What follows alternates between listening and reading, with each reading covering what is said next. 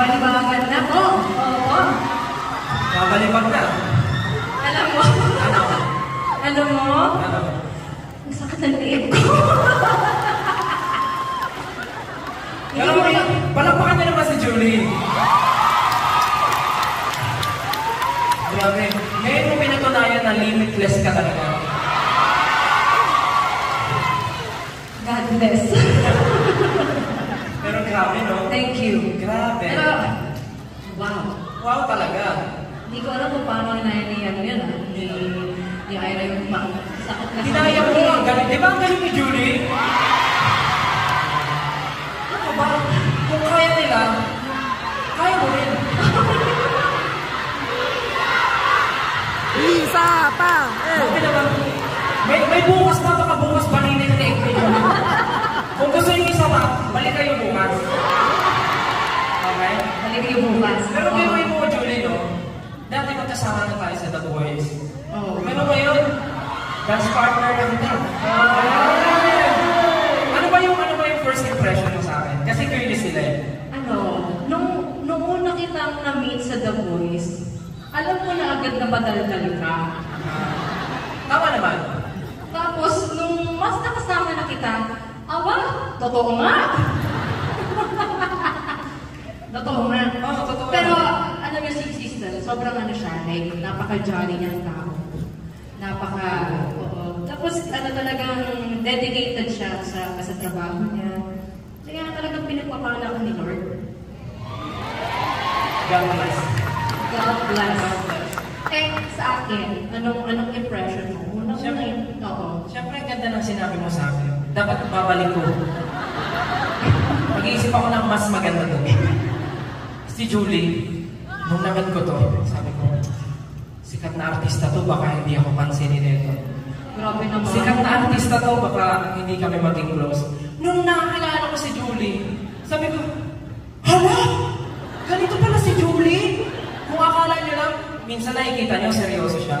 Aba guys, may kalog din talaga to sa sa sarili. Sobrang, pag magkasama kami sa practice, iniisip ko, lagi siyang busy, laging may kausap. Pero hindi, sa gilid, kumakain. Kaya pagbalik ko, nasa kabilang side, kumakain.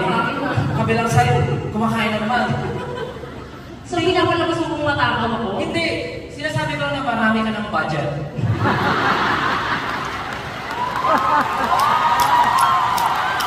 Napakayaman mo ni Julie, marami siyang budget.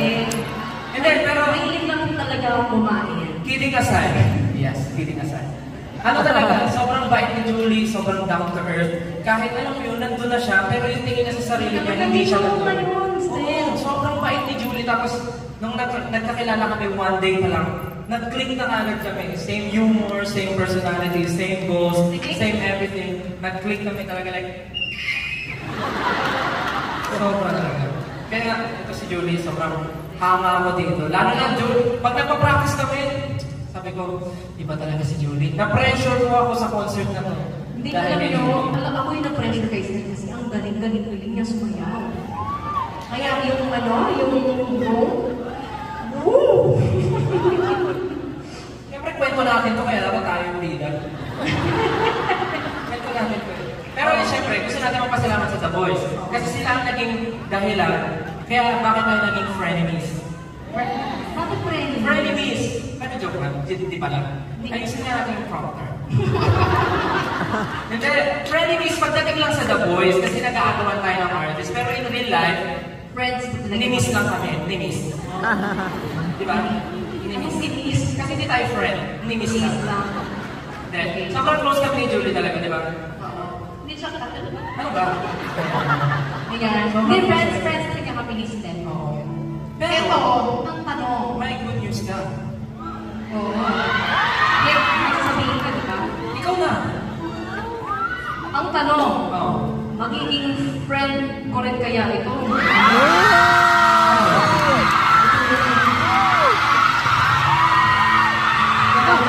Wala pa. Napaka-excited nyo naman. Magiging friend ko kaya? Magiging friend ko ba?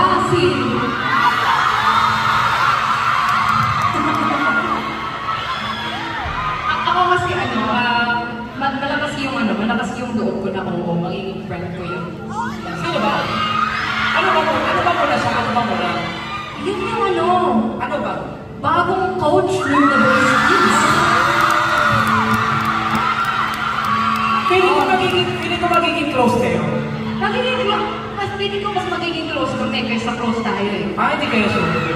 Ano mo naman? Sige. Ito na yung pinakahihintay niyo. At Dito mo pa binalita, Julia. yes, of course. We are proud to officially introduce the newest coach of The Voice Kids.